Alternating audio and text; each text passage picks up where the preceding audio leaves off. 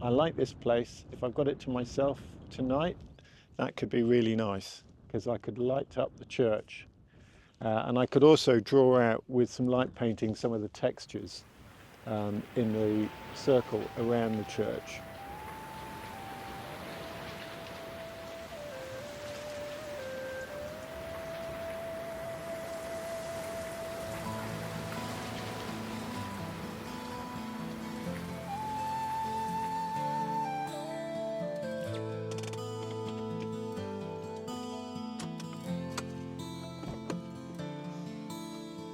Ages have passed since acorn rose through muddied ground, sap rising, gentle as the lightest breeze.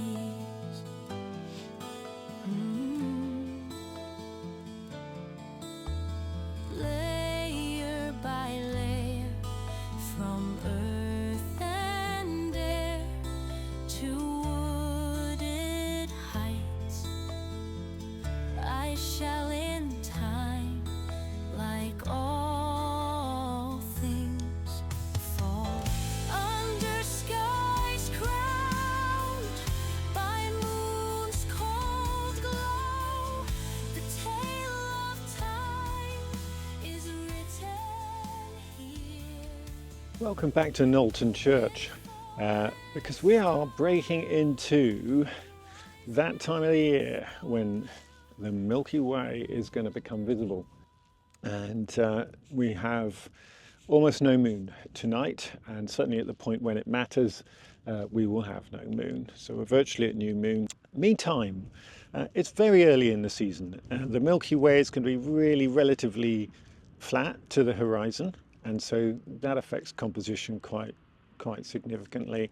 And it's only going to be above the horizon for about a minute or so. So mostly what I've come here to do really is to take a look with the PhotoPills app, and I'm screen recording that at the moment. What we can see here is that from this angle, which is actually quite a nice angle, the Milky Way is going to rise just to the right of Knowlton Church. So we're looking towards the southeast, and it's actually not a bad composition really. Now I could be further forward, I could be nearer to the church with my super wide angle lens. I'm not sure yet whether there's much to be gained by that. So my next job really is to try and work out, is this the shot to go for tonight, or do I go on down to Portland? Now I have wanted to shoot the Milky Way here for some time. So I'm going to check out the weather app, and if the weather app tells me that it's going to be clear here tonight, and I'm not sure that it is, but if it is, because I think I might have to be further to the west. If it tells me that it's going to be clear here tonight, I might well decide to stay here. So let's have a look at the weather app. There we go, weather radar. And this is where I find out I haven't got signal probably. Let's have a look. I'm going to click tomorrow because I want to know what it's going to be like at about 4 o'clock in the morning. Just here. Oh no, that's Southampton still. We need it to find where I am now. There we go. It's a little bit iffy. Little bit iffy. Right, I'm going to go and review that. We might be okay, we might not. It's clear, it's probably clearer down at Weymouth, but I'm not sure. Okay, so I'm not entirely certain, if I'm honest, what's going to happen this evening at the moment. It's looking possible that a night shoot might be on here with the Milky Way. It should be visible above that far horizon there. And there might be some very, very thin high-level cloud. And if that's the case, that's not great. But the same could happen at Portland. Portland is a trickier photograph. I like this place. If I've got it to myself tonight, that could be really nice because I could light up the church. And I could also draw out with some light painting some of the textures in the circle around the church. I'm going to change my plans, and I think I'm going to stay here today. By moon's cold glow, the tale of time is written here. In fallen stone and rising spoil, abandoned all, redemption lost. This space we claim, this place of peace, this hallowed ground.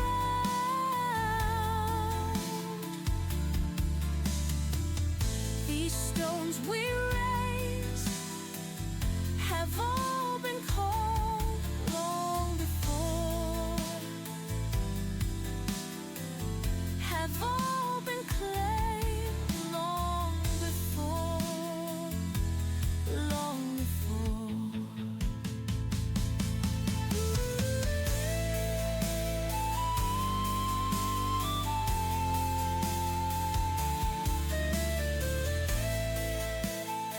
Well, good evening.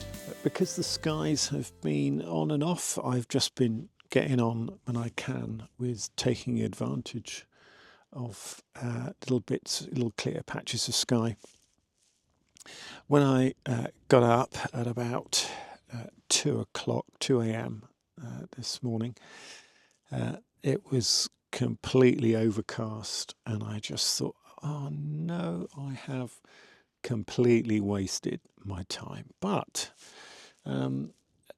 despite the fact that the weather radar map showed that it was going to stay cloudy, it has cleared, and it just goes to show you've just got to get out there, whatever these weather apps say. Well, I started off with my Z6ii and decided that while it was cloudy, that I would do my foreground shots.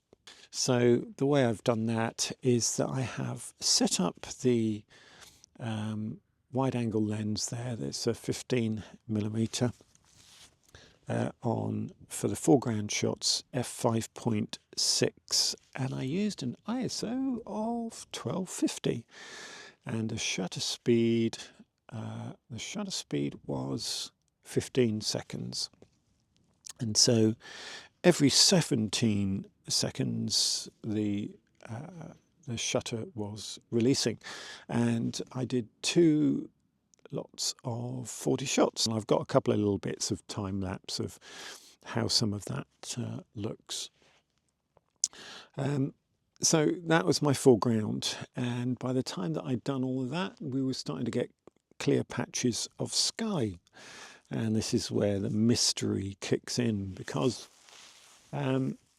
despite the fact that I know the Milky Way is there, I know where it is on the horizon, it's just not showing up in my pictures at this point. I mean, it is really low in the sky, and so, to be honest, this was a bit ambitious. It's February, isn't it? It's not really Milky Way season. It's the end of February.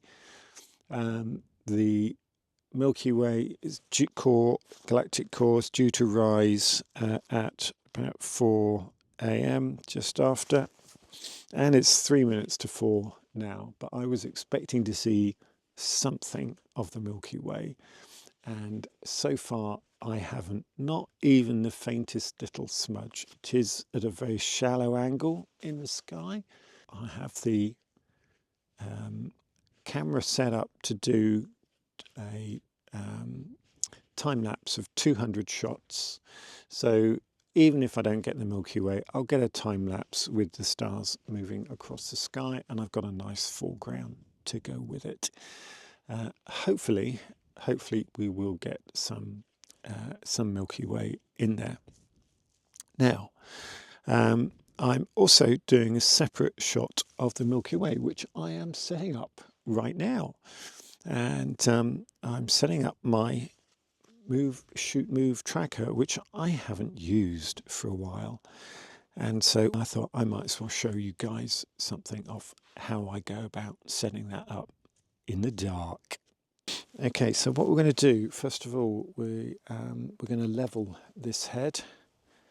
And if I can do that, there is a leveling head. It's not self-leveling head, but there's a leveling head on here, and it's actually telling me I don't really need to adjust it. I'll just double check on that. Right, we need this little job, and this is the wedge, the move shoot move wedge, and this will give us our approximate angle for the North Star.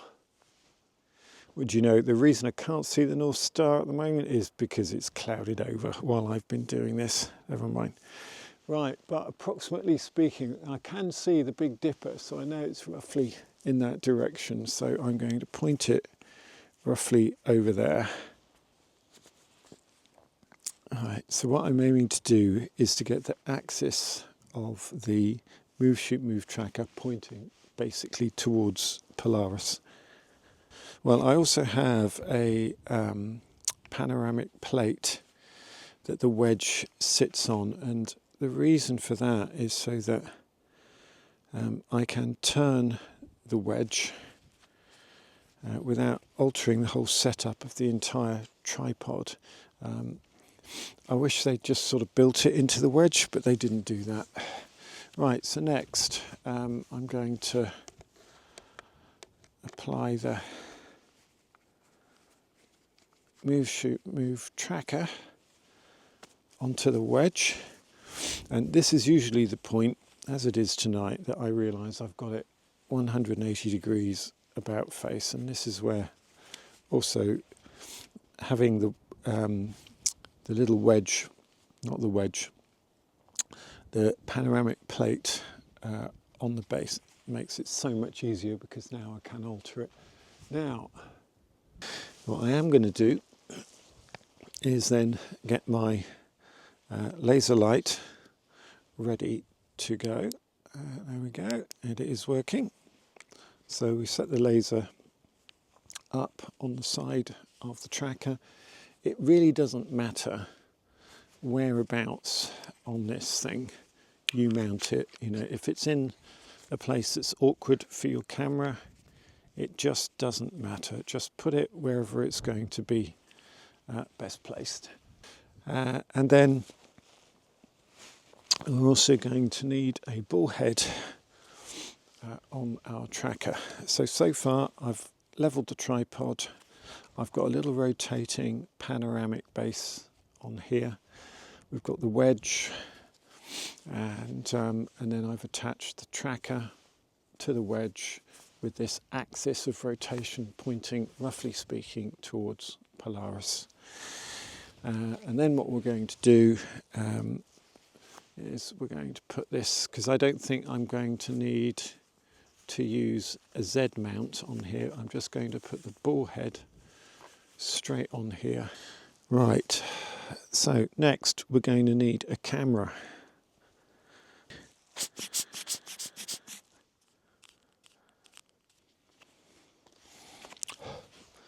Now, one of the good things I've noticed tonight, shooting with the other camera, is that we've not had any issues at all with fogging up of lenses. And I know I shouldn't say that, but and the reason I think is because it's quite breezy, and it's not as cold as I was expecting it to be either.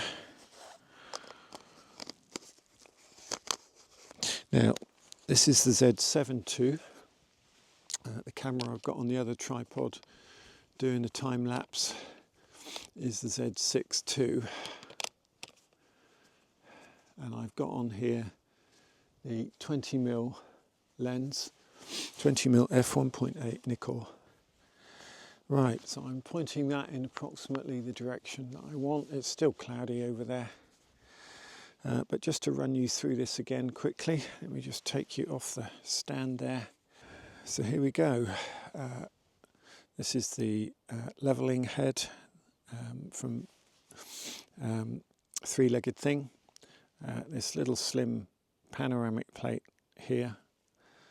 The wedge, which is part of the move, or was when I bought it, part of the move, shoot, move kit.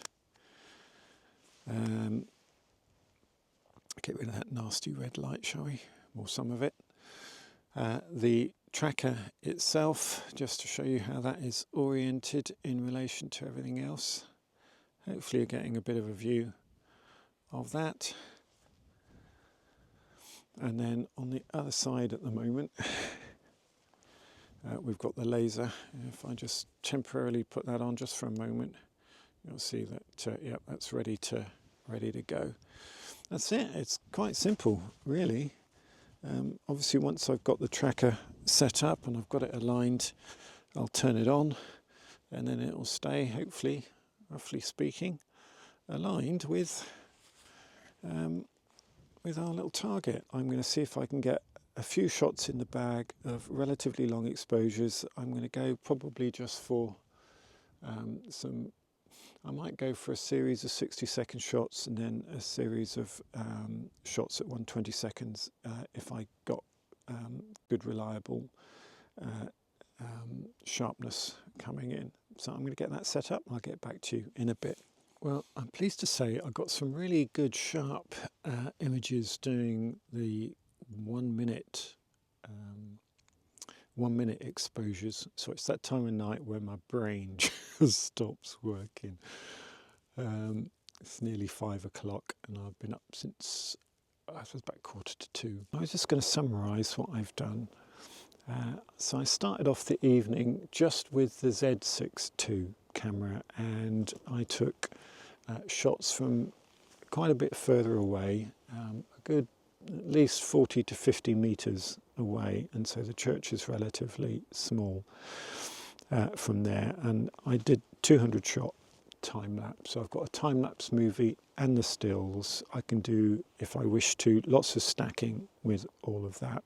I've got my separate Milky Way shots the other side of the church, and I've got my low down view of the church from down here with the Z7ii. I've just got all sorts of stuff.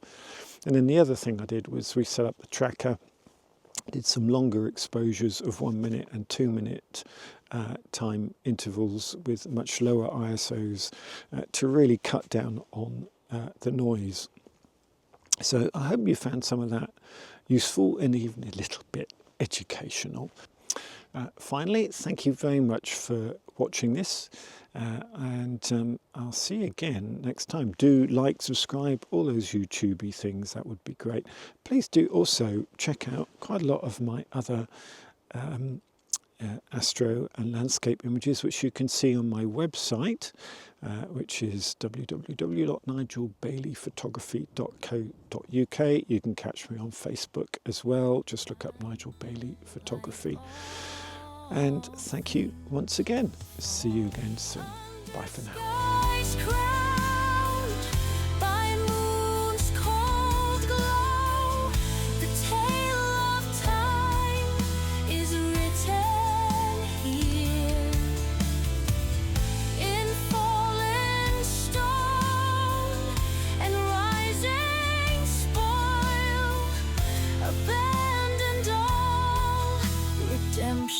Lost.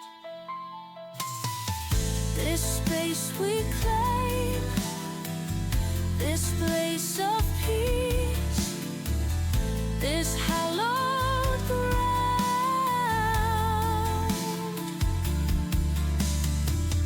These stones we raise have all been called long before. Have all